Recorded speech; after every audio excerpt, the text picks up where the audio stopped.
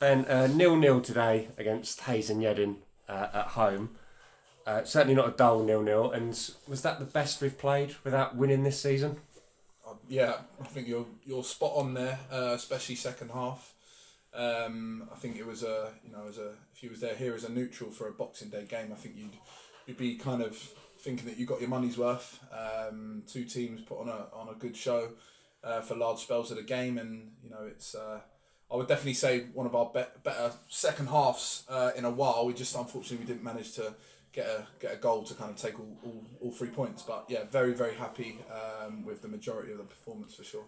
You mentioned there the start of the second, I think 15-20 minutes in particular at the start of the second half where we were really dominant, created 3 or 4 clear-cut chances. Were you thinking then we've got to score now, while we're on top? Yeah, I mean, we spoke about half-time. I think in the first half we seemed to be a little bit off the ball in terms of 2 yards off. We felt like we gave them a little bit too much respect. We were sitting off at times when we could have got in amongst it in amongst people's faces, and that was our message at half time. Go and get yourself a spell. And once we did that, we knew that we was on top, and I think the players did really well to keep it that way.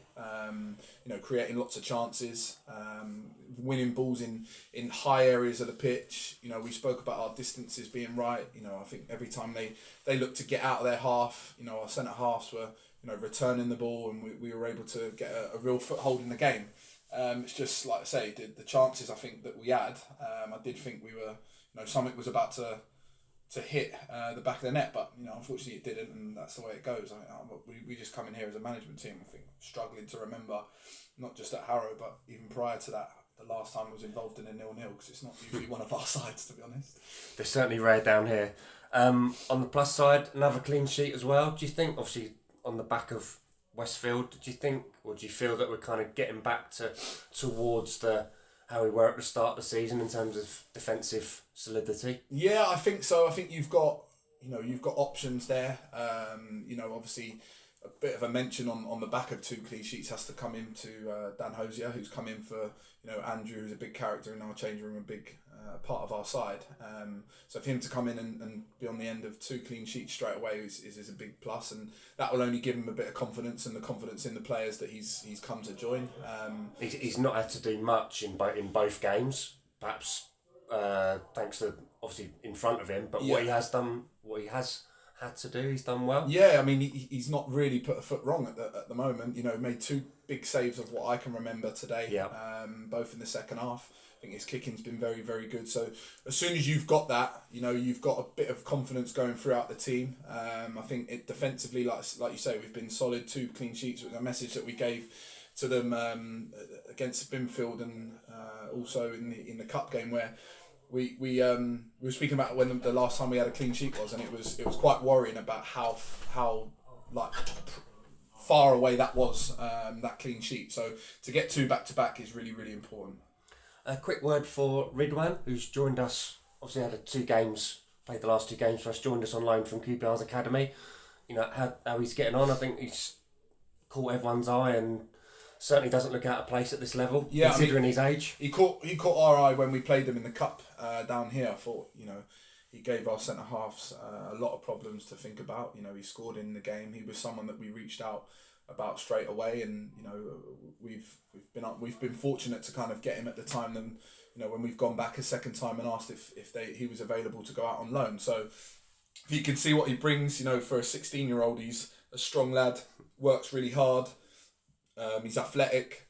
I think once he gets his first goal, I think he'll just have that little bit of confidence. We've spoken to him about, the fact that this, as much as the players may not be technically as good at this level or consistent, you're playing against some experienced centre halves who you wouldn't do at his kind of level. The pitches are a leveler. When he's coming to play at this step. So all those little things he'll have to get used to.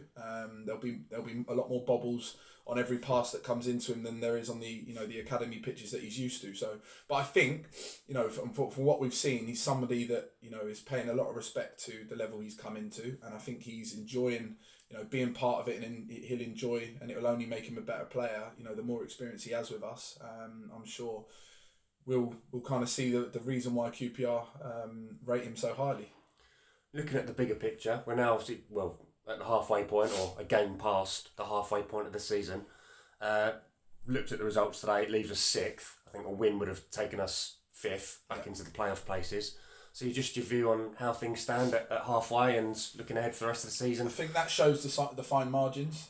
I'm glad you asked that, because we spoke about at the end of the game today, where I think you take yourself back a few weeks ago, we were 7 points off the playoffs in terms of points and positions. Now we're 1. So like you say, the fine margins are, if you get nick one of those chances you had today, you're back in amongst it. And in recent weeks, especially in the last month, it's felt very difficult to take, because we were on such a high and we started the season so well, and we've been on the back of some terrible results and some poor performances. So it just shows that once you can have a bit of a reset, which we did as a change room, a bit of a refresh, and build some confidence back in the players, which the 2 clean sheets will do, and 4 points from the available 6, that will hopefully give us a bit of a kick going into the new year, where and it's not even just before the new year starts. We've got a game in about 24 hours near enough. So, there's a lot of points up for grabs. And I said, come the end of January, that's a point where people will look at the league, and through this Christmas period, people have picked up so many points or dropped so many points. That's where it starts to take a little bit of shape, where you can start solidifying where you want to be. So that's why it's important that we pick up as many points as we can within the next 2 to 3 weeks, and go into January on a high, and make sure that we finish the season how we started it. Finally, you touched upon there, obviously a quick turnaround. We've got Ashford Town away on Saturday, followed by Uxbridge away on New Year's Day. Just a quick look ahead to those 2 games. Yeah, 2 games. Obviously, Ashford picking up some good results of recent. Uxbridge are absolutely flying. We've already played both of them. 2, again, very entertaining games at the start of the season. So Uxbridge look to be a different team than they were when they came here early on in the season. That's what this league can do. The fact that you can make so many changes to your side if you really want to. Suddenly you get a win. You can go on the back of 6 or 7 wins in a row. Little runs happen at this league. Two big games. 2 games that will be looking to make sure that we can get something out of to continue our little bit of a target in terms of the points total. And thanks for your time. Cheers, Good luck on Saturday. Thank you. Cheers.